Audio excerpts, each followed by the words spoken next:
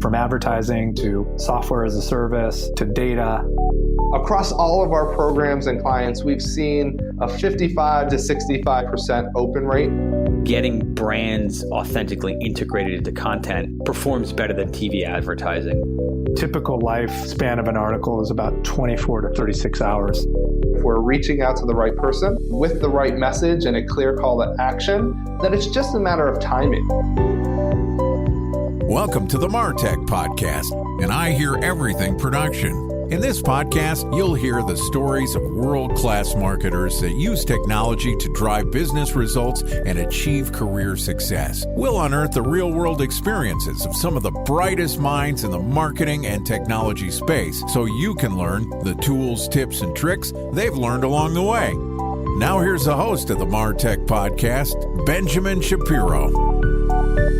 Welcome to the MarTech Podcast. I'm your host, Benjamin Shapiro, and today we're going to talk about the use of technology and how it impacts our kids. Joining us is Lomit Patel, who is the Chief Growth Officer at Tynker, which is the world's leading K-12 creative coding platform, enabling students of all ages to develop coding skills and design power animation, games, music, robots, drones, smart devices, virtual worlds like Minecraft, and more. And today, Lomit and I are going to discuss marketing to children. All right, here's the first part of my conversation with Lomit Patel, the Chief Growth Officer at Tynker. Lomit, welcome to the MarTech Podcast. Hi, Benjamin. Excited to be here. Thrilled to have you as our guest and excited to talk about marketing to a group of people that we don't often think about marketing to, which is children. You're in a really interesting space. Oddly enough, I've got a new neighbor who moved in across the street from me, and he worked on a basically Internet for Kids website, which is just starting. So I've been thinking a little bit about marketing and building tech apps just because of who my neighbor is. You're already in this space. Tell me a little bit about Tynker and what do you guys do and how do you think about your target market? Yeah, Tynker's been around for just over 10 years now, and we're the leading coding platform to teach kids and teens how to code. And we are in over 100,000 schools with over 60 million kids that use us. So we're definitely trusted by both schools and kids. That's a tricky one because there's all sorts of organizations. It's not like you're going direct to consumer. You're not even going direct to Guardian. You're going to an institution that probably has a central buying. You know, you're going through a district that then filters down to the schools. Then you have to get individual teachers and then kids and probably some parent consent as well to use your product. There's a whole chain of people that have to be comfortable with your products and services. When you're in I don't know if it's a regulated industry, but an industry that has so many buyers or people that are potentially thinking about your products and their impact on the end consumer, how do you market? What's the strategy there?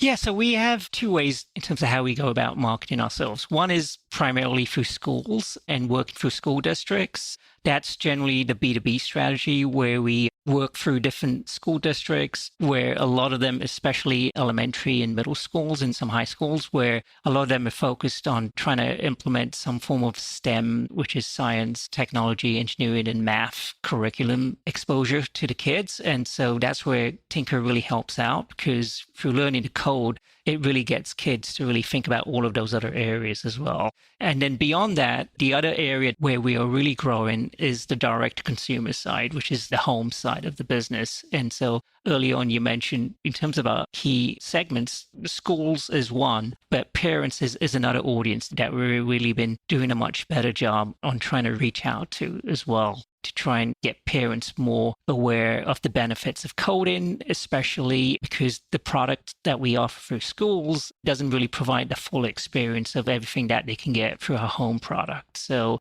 that's more of a subscription product that really requires sort of buy-in from parents to really pay for it.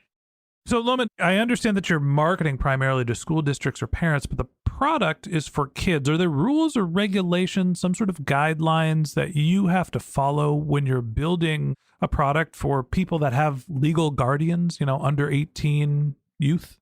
Yes, you definitely have to be COPPA compliant, which is the regulations that you have to follow when it comes to marketing to minors, especially around how you market to them and how you use and store their data. So that's something that's really important to us at Tynker, where we try to be really careful around how we collect that data and in terms of like how we store and use that data. For the most part, it's really important for us to ensure that we continue to build that trust, not only with the different school districts, because we work primarily through them, but also with the kids that use our product in terms of we don't really track or sell or any of that stuff that other businesses may do to try and monetize. And the way we monetize is primarily through either the schools paying for our product or through a subscription that parents would pay for. Interesting. What was the regulatory body or the guidelines that you mentioned? COPA, C-O-P-A. COPA. Yeah. So what is COPA? I think it's a child protection agency for the data. Okay. So the Child Protection Agency has rules, and you mentioned that you can't capture and store children's data to some extent. What are the do's of what you can do in terms of data collection and targeting, and what can't you do? So, for example, we can't sort of track minors that come to our website for retargeting. So we don't collect cookies, for example, on users that are under 13 that come to our site. We don't send like email messages to minors. A lot of that requires a lot more explicit opt-in and permissions. So for the most part, what we try to do with minors is a lot of their accounts get associated either through a school. So the school sets up the account and then adds in the kids. And that's how we are able to communicate or provide the service to them. Or if a child wants to create an account, it requires a parent to provide permissions for the child to get the Tynker service. So in either case, it requires an adult to verify and validate those accounts.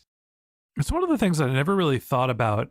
My sister, she's 5 years older than I am and had her kids a little younger. So she would warn me about things when I had kids. You got to watch out when you're watching the basketball games at night because the scary commercials come along. And I was like, Beth, that's ridiculous. You're like watching your children and trying to stop them from seeing commercials and ads on TV. How bad is it? And now that I've got a 2 and a 6-year-old, I sit at home and we can be watching, the Warriors play basketball. And if it's in October, I am holding the remote watching as quickly as I can to pause the ads because they market horror movies in October because it's Halloween and they want to market their movies. And it happens during television that's on late at night. And obviously, this isn't something that is specifically targeting children, but advertising can potentially be harmful to children. It's not just about collecting the right information. It's the message and imagery that they can see can really have a negative impact on them. I also see, on things like YouTube or YouTube Kids, there's advertising injected there.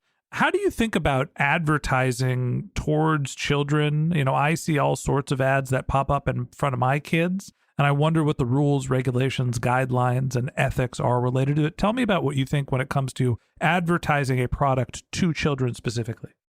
I can speak to how we think about this at Tynker. A lot of the advertising that we do is on digital channels, so like Google and Facebook. And for the most part, they don't really allow you to target minors anyway. So it's not like we're explicitly trying to sort of go and target kids on those channels. A lot of our advertising is primarily targeted towards parents and teachers because those are kind of key stakeholders that we feel that can influence kids and encourage kids to want to get into coding and try our product.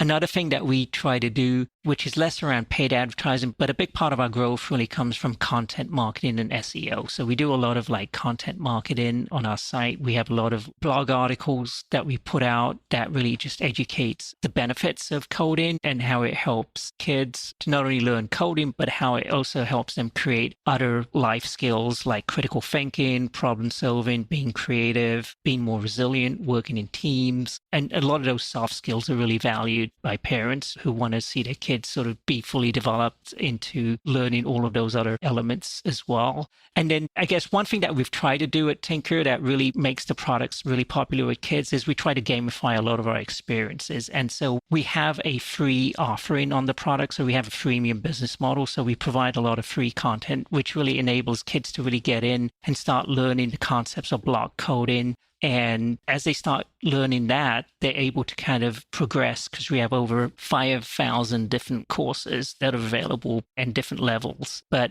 for the most part, it's really around creating these gamified experiences. So kids are just creating different concepts around building different projects that we have around game design, around creating websites or creating apps, but things that they find really fun and interesting. And as you can imagine, we have a huge community. Yeah, marketing to any business, especially a business for kids, building a huge community is really the moat. That's the thing that really gets the value. And we have over 60 million users that use Tynker. So we have a huge community of kids who end up becoming creators, and they're creating all of these projects and they're sharing those projects with other kids in the community. And that's how the virality kind of builds up, where kids are telling other kids about their projects and sharing it, and then other kids get to know about it. And as they post those projects, we get a lot of great SEO content that gets created through user-generated content, which ends up being discovered on places like Google Search and on YouTube. Yeah, it's interesting that you are marketing towards a group of people which you can't get direct access to. And so from an awareness building perspective, that's a huge challenge, right? You can't just put ads in front of the people that you want to then go ask the end buyer to use the product. And I think of this kind of as a comparison to the B2B buying motion, right? If you were at a SaaS startup and the CEO is a high profile executive, you're not going to get access to that person. You can't market to them. Chances are they're not going to see your ads. There are so many filters and protections shielding that person from being inundated with ads. So in an odd way, what your marketing strategy is trying to get virality and get some sort of momentum within this organization to then go to the end consumer and say, hey, here's something that we really should think about. And in your case, it's actually going down instead of up, where it's not the users are getting together and say, we really want this tool. Let's go to our CEO and hope that they buy it. It's all the parents got together and said, hey, we bought this tool. We hope that you use it. How do you think about building awareness with kids who are going to be the end consumers? I can give you an example of a use case that we do. And the simplest way to think about our business is it's kind of like a three-sided marketplace. We have teachers who potentially can influence the kids to try Tynker. We have parents who can potentially influence the kids. And then we have the kids who can potentially influence their parents that they want to get Tynker, because kids can't potentially register without their parents' approval on the site. So in order to get the awareness to the schools, that's primarily done through school districts, because we target different school districts that have the funding for STEM programs that include coding. So that's kind of our segue into building those relationships. And we have a pretty strong sales team that really builds and nurtures a lot of those relationships, kind of like the B2B. It's more of a longer lead time to close a lot of those deals, but a lot of that is done through in-person meetings and face-to-face negotiations. In order to influence the parents, that's where we focus a lot of our paid marketing efforts, because we're able to target parents and we sort of know, for example, if parents have kids that are in elementary school or middle school or high school, and so we can come up with different types of creative messages that resonate with parents at different life stages of their parent journey. There's always this challenge, whether you're at a large organization with a high-profile executive or whether you're marketing to kids, there is the people that you have to build awareness from, your internal sellers, and then there's the end decision makers. There's also the people that are using the products. It's not always the same person. It requires a multiple-prong marketing strategy, something we can all learn even if we're talking about marketing to kids. And that wraps up this episode of the Martech Podcast. Thanks for listening to my conversation with Lomit Patel, the Chief Growth Officer at Tynker. Join us again tomorrow when Lomit and I continue our conversation talking about the rise of lean AI. If you can't wait until our next episode and you'd like to learn more about Lomit, you can find a link to his LinkedIn profile in our show notes. You can contact him on Twitter. His handle is Patellom, that's Patellom. Or you can visit his company's website, which is tynker.com, Tynker.com. Just one more link in our show notes I'd like to tell you about. If you didn't have a chance to take notes while you were listening to this podcast, head over to martechpod.com where we have summaries of all of our episodes and contact information for our guests. You can also subscribe to our weekly newsletter, and you can even send us your topic suggestions or your marketing questions, which we'll answer live on our show. Of course, you can always reach out on social media. Our handle is martechpod, MARTECHPOD, on LinkedIn, Twitter, Instagram, and Facebook. Or you can contact me directly. My handle is Ben J. Shap, BENJSHAP. And if you haven't subscribed yet and you want a daily stream of marketing and technology knowledge in your podcast feed, we're going to publish an episode every day this year. So hit the subscribe button in your podcast app and we'll be back in your feed tomorrow morning. All right, that's it for today. But until next time, my advice is to just focus on keeping your customers happy.